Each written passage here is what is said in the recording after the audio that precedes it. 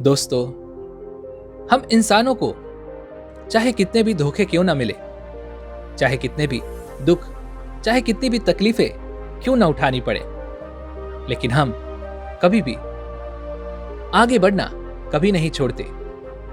हम हर रोज नए लोगों से मिलते हैं, नए रिश्ते बनाते हैं। ये बात पता होते हुए भी कि पिछली बार हमारे रिश्तों का क्या अंजाम हुआ था, किस तरह से हमें धोखे मिले थे, लेकिन उसके बावजूद भी हम कभी भी घुलना मिलना और रिश्ते बनाना कभी नहीं छोड़ते। तो सवाल यहां पर यह उठता है कि क्या हम गलत हैं? क्या हमारे मन को यह बात समझ नहीं आती कि अकेले रहना क्या होता है, धोखा खाना क्या होता है? तो फिर हम भला अकेले रहना कैसे सीखें?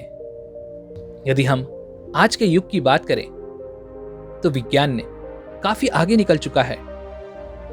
विज्ञान की मदद से आज हमारे पास वो सारी सुख सुविधाएं हैं जिससे हमारा काम चुटकियों में हो जाता है। लेकिन दूसरी तरफ यदि हम वास्तविकता को देखने का प्रयास करें तो इसी विज्ञान की मदद से हमारे पास मनोरंजन के भी हजारों नए तरीके हैं, जिस कारण हम खुद के साथ ही वक्त बिताना भूल चुके हैं। जब भी हमें खाली वक्त मिलता है तो हम अपने मोबाइल का इस्तेमाल करते हैं, या तो उससे बातें करने में लगे रहते हैं, या तो फिर कुछ ऐसी चीजें देखने में लगे रहते हैं जिससे हमें कोई ज्ञान नहीं प्राप्त होने वाला, जिससे हमारा समय भी पूरी तरह से नष्ट होता चला जाता है, लेकिन हमें इसका तनिक भर भी आभास नहीं है। और समय बीतते बीतते हम ये तक भूल चुके हैं कि अकेले रहना क्या होता है, अपने साथ समय बिताना क्या होता है, अपने अपनों के साथ समय बिताना किसे कहते हैं। तो अब यहां पर सवाल ये उठता है कि आखिर हम अपने साथ अपने अकेलेपन का, अपने एकांत का आनंद कैसे उठाएं? अपने साथ हम अकेले कैसे बने रहें? और यदि हम एकांत रहते हैं तो उसके क्या क्या फायदे होंगे? इन सभी सवालों के जवाब आज की इस कहानी में हम जानने वाले हैं। तो इस कहानी को अंत तक जरूर देखिएगा, तभी आप ये समझ पाएंगे कि अकेले रहना क्या होता है, अकेले रहने के क्या क्या परिणाम होते हैं और इससे हमें क्या लाभ होता है। बहुत समय पहले की बात है। किसी नगरी में एक बहुत ही धनवान सेठ रहा करता था। वह बहुत धनवान था और बड़ा ही संवेदनशील भी था। उसके पास इतना धन था कि 7 पुश्ते बैठकर यदि उस धन को खत्म करने का प्रयास भी करें तब भी वह धन कभी समाप्त नहीं होता।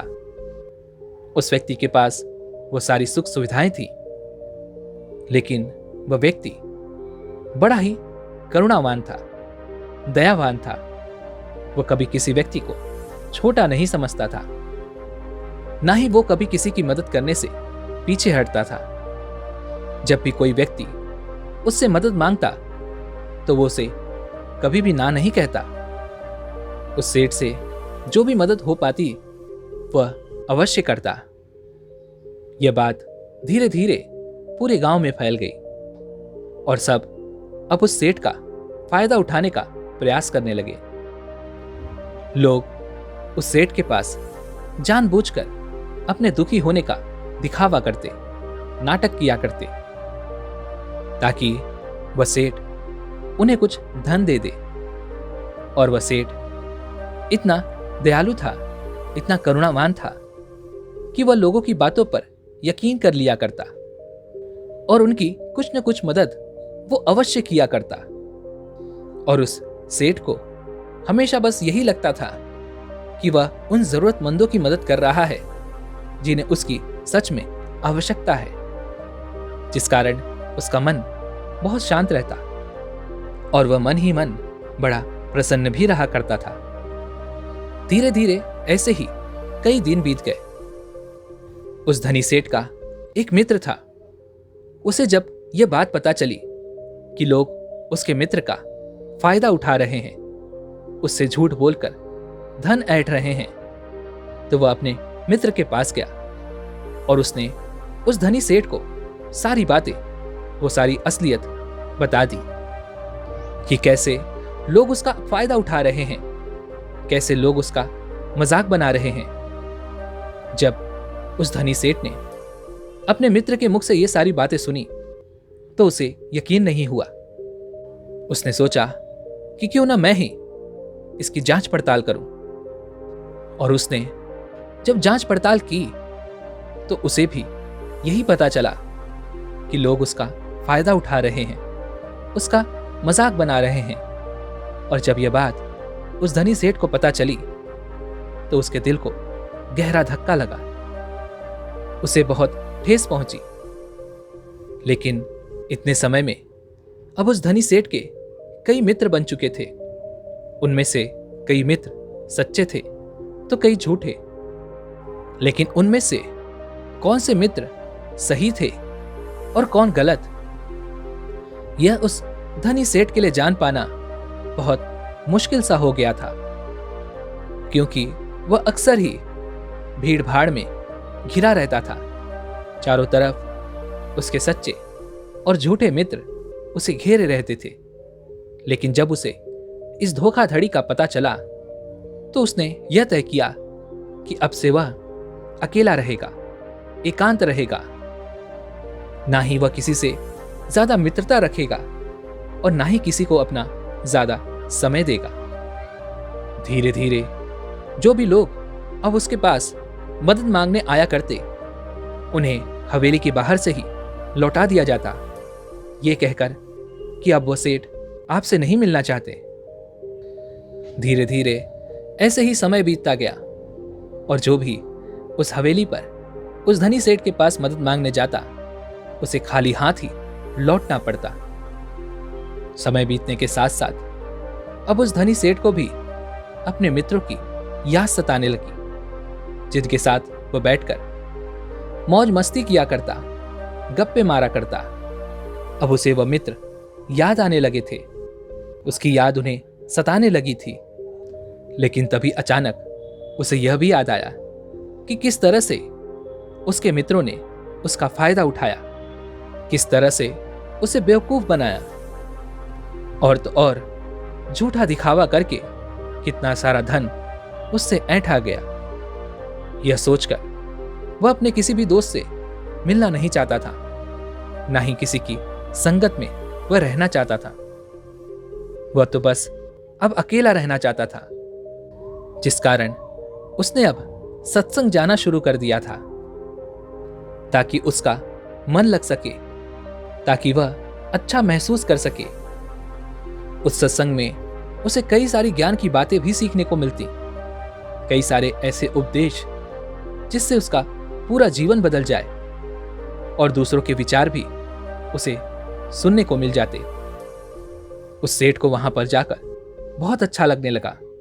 वह एक बार फिर से वही खुशी और आनंद महसूस कर रहा था, जिस कारण वह रोज उस सत्संग में जाने लगा और ज्ञान के वह उपदेश वह सुनने लगा, उन्हें अपने जीवन में उतारने लगा। यूं तो कहने को वह बहुत ही धनी था, लेकिन उसके बावजूद उसके मन में कोई भी आनंद की झलक नहीं थी। सत्संग में जब भी ज्ञान की बातें होती तो वह उसे बड़े ही ध्यान से सुनता। इतना ज्ञान होने के बावजूद भी अंतर्मन से वह एकदम अलग था। वह अपने अंतर्ज्ञान से एकदम अलग थलग था, जिस कारण उसके पूरे जीवन में आनंद की एक झलक तक नहीं थी। वह जिस सत्संग में जाया करता, वहां पर अक्सर ही ध्यान पर चर्चा की जाती, लेकिन वह धनी सेठ अभी तक ध्यान के बारे में कुछ नहीं जानता था। यहां तक कि उसे यह तक नहीं पता था कि आखिर यह है क्या। जिस प्रकार यदि आपके हाथों में मैं कोई फल रख दूं, जब तक आप उस फल को खाएंगे नहीं, उसे चखेंगे नहीं, तब तक आपको यह नहीं पता चलेगा कि आखिर इस फल का स्वाद कैसा है, यह खाने में कैसा लगता है। ठीक उसी प्रकार उस धनी सेठ पर भी यही बात लागू होती थी। वैसे तो वह काफी धनी थे और उन्होंने अपने जीवन में बहुत कुछ हासिल भी किया था, वह काफी ज्ञानी भी थे, लेकिन उन्होंने अभी ध्यान का रस नहीं चखा था। एकांत रहना किसे कहते हैं, अकेलापन क्या होता है, इन सब के बारे में उन्हें कुछ भी नहीं पता था। एक दिन वह धनी सेठ उस सत्संग में गया हुआ था। तभी वहां पर एक बौद्ध भिक्षु आए। वह बौद्ध भिक्षु बड़े ही ज्ञानी थे। उनकी ख्याति चारों ओर फैली हुई थी। उनके ज्ञान के बारे में प्रदेशों में चर्चाएं हुआ करती थी। और आज उस धनी सेठ को भी एक मौका मिल गया था कि वह अपने आप को और भी ज्यादा ज्ञानी बता सके। उसे लगने लगा कि यदि वह उन बौद्ध भिक्षु को आज तर्क वितर्क में हरा देगा तो उसकी ख्याति दूर दूर तक फैल जाएगी। चारों ओर समाज में उसका नाम बढ़ जाएगा, उसकी इज्जत बढ़ जाएगी और लोग उसे अत्यधिक ज्ञानी समझने लगेंगे। यह सब सोचकर वह धनी सेठ अत्यधिक प्रसन्न हो रहा था कि तभी वह बौद्ध भिक्षु बड़े ही शांत भाव से उसके पास से गुजरते हुए वे अपने आसन पर जाकर बैठ गए। सत्संग में तर्क वितर्क शुरू हुआ, लेकिन उस सेठ ने पहले से ही सोच रखा था कि वह किसी के भी उत्तरों को सही साबित नहीं होने देगा, जिस कारण वह सभी के उत्तरों को काटकर अपना उत्तर सबसे ऊपर रखता। और वह मन ही मन यह भी सोच रहा था कि जैसे ही यह बौद्ध भिक्षु तर्क वितर्क में हिस्सा लेंगे, मैं इन्हें ऐसा घुमाऊंगा कि यह कुछ भी नहीं कर सकेंगे। लेकिन दूसरी तरफ वह बौद्ध भिक्षु बड़े ही शांतिपूर्वक यह सब देख रहे थे, सुन रहे थे और मुस्कुरा रहे थे। धीरे धीरे सत्संग खत्म हुआ, तर्क वितर्क भी खत्म हो गया। अब उस सेठ से रहा नहीं गया। वह यह सोचने लगा कि आखिर इतने सवाल जवाब के बाद भी इन बौद्ध भिक्षु ने क्यों कुछ नहीं कहा। वह सेठ उन बौद्ध भिक्षु के पास गया और उनसे कहने लगा, हे गुरुवर, मैंने आपकी बहुत चर्चा सुनी है, मैंने आपके बारे में बहुत बातें सुनी हैं, लेकिन आपने यहां पर कुछ भी नहीं कहा। आप तो एकदम चुपचाप केवल बैठकर यह सब देखते चले गए। क्या आपको मेरी बातें समझ नहीं आ रही थी, या आपको यह लग रहा था कि आप मेरे सवाल जवाबों से हार जाएंगे? वह बौद्ध भिक्षु उस सेठ की बात पर मुस्कुराने लगे और उस सेठ से कहते हैं, भंते, तुम्हारे तर्क वितर्क से मुझे कोई विवाद नहीं। मैं तो बस अपने अकेलेपन का, अपने एकांत का आनंद ले रहा था, अपने ध्यान के रस में डूबा हुआ था। ऐसी बात नहीं कि मैं तुम लोगों की बातें नहीं सुन रहा था, मैं उसे पूरी तरह से जागरूक होकर सुन रहा था, लेकिन मेरे मन को कोई भी प्रतिरोध नहीं था। यह सुनकर वह धनी सेठ उन बौद्ध भिक्षु से कहता है, आप क्या कहना चाहते हैं? तभी वह बौद्ध भिक्षु उस धनी सेठ से एक बार फिर मुस्कुराते हुए कहते हैं, बेटा, मैं जानता हूं कि हर कोई ज्ञानी बनना चाहता है। वह अपने आप को सर्वश्रेष्ठ ज्ञानी मानता है, जिस कारण वह हर जगह से ज्ञान इकट्ठा करता है ताकि उसे ज्ञान के मामले में कोई भी पीछे ना कर सके। लेकिन यदि कोई ज्ञानी व्यक्ति इस भूल में पड़ जाए कि वह सर्वश्रेष्ठ ज्ञानी है और उसे कोई नहीं हरा सकता, तो यह उसकी सबसे बड़ी भूल है, क्योंकि सबसे बड़ा ज्ञान तो यही है कि अपने ज्ञान का प्रदर्शन नहीं करना चाहिए, अपने ज्ञान को गिरा देना चाहिए, अपने आप को यह याद दिलाना चाहिए कि मैं अज्ञानी हूं। ऐसा करने से आपके भीतर का अहंकार, आपके भीतर का वह घमंड पूरी तरह से टूट जाता है, डूब जाता है, और तब आपका अनुभव आपके सामने आ जाता है। और वास्तविकता तो अनुभव में ही है, लेकिन लोग तो यहां पर ज्ञान की किताबें पढ़कर अपने आप को ज्ञानी समझ बैठते हैं। वे सोचते हैं कि जो ज्ञान उन्होंने अर्जित किया है वह तो किताबों का ही है, वह किताबी ज्ञान को ही असल सत्य मान बैठते हैं। और यही कारण है कि ऐसे लोग कभी भी एकांत का वह आनंद नहीं उठा पाते, क्योंकि वह तो बेवकूफों की तरह हमेशा अपने ज्ञान का प्रदर्शन करने में ही लगे रहते हैं। उन बौद्ध भिक्षु के मुख से यह सारी बातें सुनकर उस धनी सेठ के दिल पर चोट सी लगी। उसे बहुत धक्का सा महसूस हुआ। उस धनी सेठ ने उन बौद्ध भिक्षु से कहा, आपके कहने का अर्थ क्या है? जब कोई व्यक्ति ज्ञान अर्जित कर लेता है तो उसके बाद उसे कौन सा रास्ता अपनाना चाहिए? क्या उसे अपने ज्ञान के बारे में लोगों को नहीं बताना चाहिए? क्या ज्ञान लोगों को नहीं बांटना चाहिए?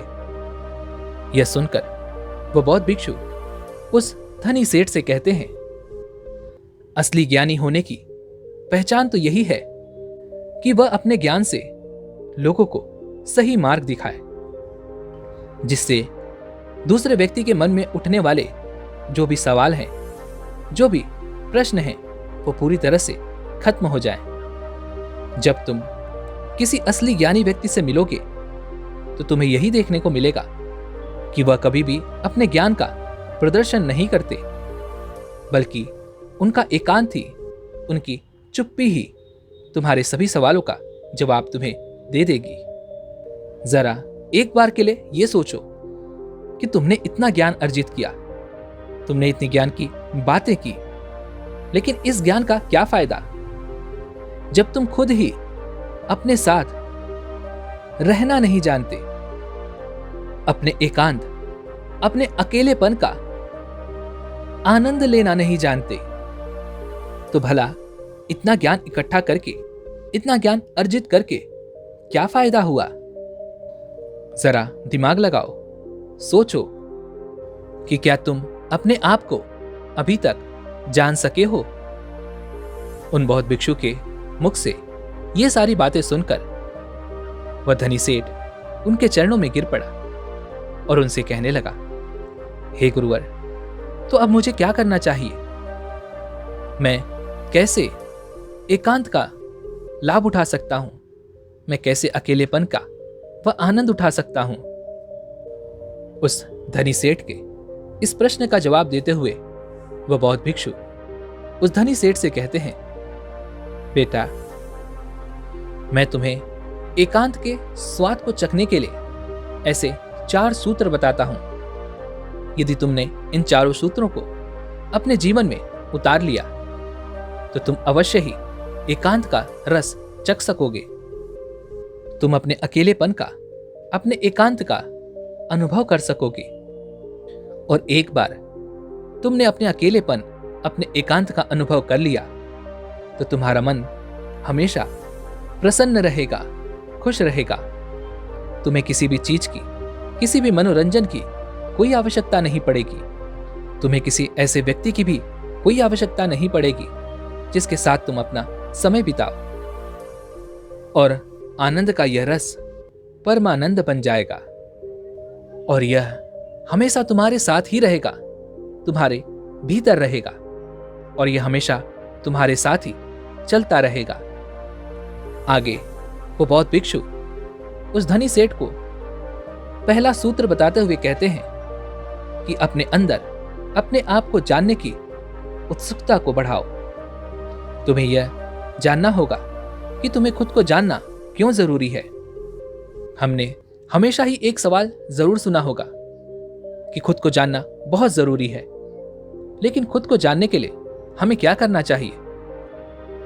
तो यह सवाल ही आपका जवाब है। जब आप अपने मन में ये बैठा लेते हैं कि हमें खुद को जानना है, खुद को पहचानना है, तो यही सवाल आपको आपके जवाब तक ले जाता है। आप अपने आप के बारे में जानने के लिए प्रेरित होते हैं। लेकिन वहीं पर यदि आप ये सोचते हैं कि खुद को जानना क्यों जरूरी है, तो आप कभी भी खुद को जानने का प्रयास ही नहीं करेंगे। तो सबसे पहले ये जानते हैं कि खुद को जानना क्यों जरूरी है। हमें अपने आप को जानना इसलिए जरूरी है क्योंकि हम अपने आप को जानते ही नहीं। जैसे कि यदि कोई व्यक्ति आपको कुछ भला बुरा कह रहा है, जिससे आपको क्रोध आ जाता है और आप क्रोध के आवेश में आकर उस व्यक्ति से कुछ अपशब्द कह देते हैं, लेकिन बाद में आपको अपने इसी कहे पर पछतावा होता है, दुख होता है। आप यह सोचने लगते हैं कि मुझे ऐसा नहीं कहना चाहिए था, मुझे उससे कुछ अलग तरह का व्यवहार करना चाहिए था। तो यहां पर समझने वाली बात यही है कि आप करना कुछ चाहते थे, लेकिन हो कुछ और गया। जैसे कि आप किसी को अपशब्द नहीं कहना चाहते थे, लेकिन अपशब्द तो दूर, आपने तो जमकर एक चाटा तक जड़ दिया। हालांकि आप ये करना नहीं चाहते थे, लेकिन आपसे ये हो तो जरूर गया है। अब ये करवाने वाला कौन है? ऐसे और कई सवाल आपके मन में उठने लगते हैं। तो आपके अंदर इसे जानने के लिए भी एक उत्सुकता जाग उठती है कि आपको खुद को जानना क्यों जरूरी है। यदि आप खुद को जानते हैं तो आप कभी भी ऐसा व्यवहार नहीं करेंगे, बल्कि आप उस व्यक्ति के अपशब्द पर खुद को देखेंगे, समझेंगे, परखेंगे और उसके बाद ही कोई प्रतिक्रिया आप उस व्यक्ति को देंगे, जिससे बाद में आपको किसी तरह का कोई पछतावा नहीं होगा और आपका मन भी पूरी तरह से शांत रहेगा।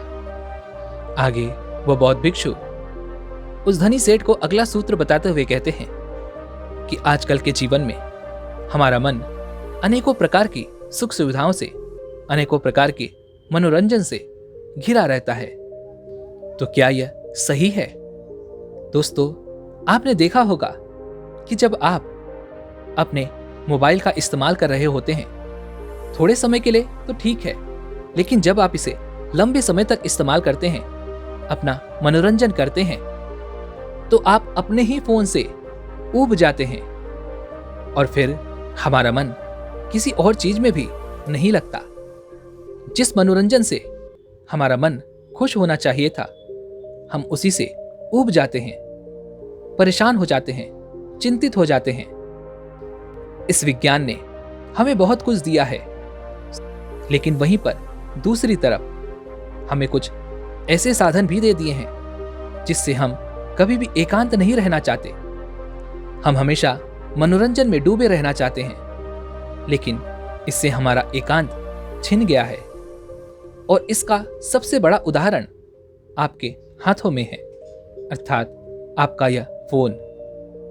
आपने देखा होगा कि यदि आप कहीं जा रहे हो और आपका मोबाइल यदि घर पर भी छूट गया हो, तो आप तुरंत दौड़े दौड़े उसे लेने के लिए वापस घर लौट आते हैं, क्योंकि आप इसके बिना रह नहीं सकते, क्योंकि आप इसके बिना अपने आप को अधूरा मानते हैं। यदि आप इस चीज को और अच्छे से समझना चाहते हैं, तो मैं आपको एक प्रयोग बताता हूं। एक दिन के लिए आप अपना फोन बंद करके किसी ऐसी तिजोरी में रख दें जहां पर आप इसे चाहकर भी छू ना पाए। इसी तरह से आपको पूरा अपना एक दिन बिताना है। यकीन मानिए कि आपको यह एक दिन बिताना बहुत महंगा पड़ेगा, बहुत भारी लगेगा, क्योंकि जिस मोबाइल के जरिए आप अपना पूरा समय, पूरा दिन काट लेते हैं, जब वही आपके हाथों में नहीं होगा, तब आपको अपना एक एक मिनट काटना बहुत मुश्किल लगेगा। लेकिन वास्तविकता तो यही है कि हमने अपने एकांत की बागडोर इन्हीं आविष्कारों के हाथों में दे दी है, जिस कारण हम कभी भी एकांत नहीं ढूंढ पाते, अपने लिए एकांत का वह रस नहीं चख पाते। आगे वो बौद्ध भिक्षु उस धनी सेठ को तीसरा सूत्र बताते हुए कहते हैं कि अपने आप को खाली रखो, क्योंकि आजकल लोग भाग दौड़ में इतना व्यस्त रहते हैं कि उनके पास अपने लिए तनिक भर का भी समय नहीं है। और जो थोड़ा मोड़ा समय हमें अपने लिए मिलता है वो भी हम मनोरंजन में लगा देते हैं, जिस कारण हमें अपने आप को जानना बहुत मुश्किल सा लगने लगता है। जब भी कोई थोड़ी सी भी विपत्ति हमारे ऊपर आती है तो हम चिंतित हो जाते हैं, परेशान हो जाते हैं, क्योंकि हमें अपने बारे में कुछ पता ही नहीं। लेकिन जब आप एकांत रहना सीखते हैं, अपने साथ अपना समय व्यतीत करना शुरू करते हैं, तभी आपको अपने अंदर की वो शक्तियां, वो ताकत, वो काबिलियत समझ में आने लगती है और आप हर तकलीफ का सामना करने के लिए भी आप पूरी तरह से तैयार होते हैं। इसलिए खाली रहने की आदत डालिए, यह आपके लिए, आपके भविष्य के लिए बहुत जरूरी है। आगे वो बौद्ध भिक्षु उस धनी सेठ को चौथा सूत्र बताते हुए कहते हैं कि इस संसार में रहकर अपने एकांत में स्थिर रहना सीखना होगा। ये संसार, ये समाज जिसके साथ हम या तो बहुत अधिक लगाव रखते हैं या तो बहुत अधिक घृणा करते हैं, जिस कारण हमारे मन का एकांत पूरी तरह से उथल पुथल हो जाता है। हम ना तो अपने ऊपर काबू रख पाते हैं और ना ही हम ये समझ पाते हैं कि ये परिस्थितियां आखिर क्यों उत्पन्न हो रही हैं, क्योंकि हमें अपने बारे में ही जानकारी नहीं होती। और यदि आप अपने बारे में जान लेते हैं, अर्थात एकांत में रहते हैं, तो आप ये भी समझ पाते हैं कि ना तो आपका कोई मित्र है और ना ही आपका कोई शत्रु। आप इस संसार में हर एक प्राणी को एक समान ही देखते हैं। जब आप ध्यान करते हैं, एकांत में रहते हैं, तब आप इतने काबिल तो हो जाते हैं कि आप इस संसार में रहकर भी इस संसार से अलग रह सकते हैं, अपने जीवन का निर्वाह भी कर सकते हैं, अपनी जिम्मेदारियां भी निभा सकते हैं। लेकिन आपके मन में एकांत स्थिर भाव में यूं ही बना रहेगा। लेकिन यहां तक आपको पहुंचने के लिए पहले आपको खुद के बारे में जानना जरूरी है। अपने मनोरंजनों से दूर अपने चित्त को आपको दूसरी दिशा में ले जाना होगा। खुद के साथ वक्त बिताना होगा, खुद को जानना होगा, पहचानना होगा, जहां पर आपके मन का मनोरंजन ध्यान के द्वारा होगा। और ऐसा करने से आपको कभी भी कोई भी तकलीफ नहीं पहुंचा पाएगा, ना ही आपको कभी कोई धोखा दे पाएगा, क्योंकि आपने तो ध्यान से यह जान लिया होगा कि ना तो आपका कोई मित्र है, ना ही कोई आपका शत्रु, ना ही आपके कोई बहुत करीब है और ना ही कोई आपसे बहुत दूर। ये सारी बातें सुनकर वह सेठ उन बौद्ध भिक्षु के चरणों में गिर पड़ा और उन्हें प्रणाम करके वो वापस अपने घर की ओर लौट गया। दोस्तों, उम्मीद है कि आपने भी आज की इस वीडियो से जरूर कुछ न कुछ सीखा होगा। तो आज की इस वीडियो को लाइक और अपने दोस्तों के साथ शेयर करना ना भूलें और हमें ऐसे ही सपोर्ट करने के लिए चैनल को सब्सक्राइब और घंटी बटन को भी जरूर दबा दें। चलिए मिलते हैं ऐसी एक और वीडियो में, तब तक के लिए अपना ख्याल रखें। धन्यवाद।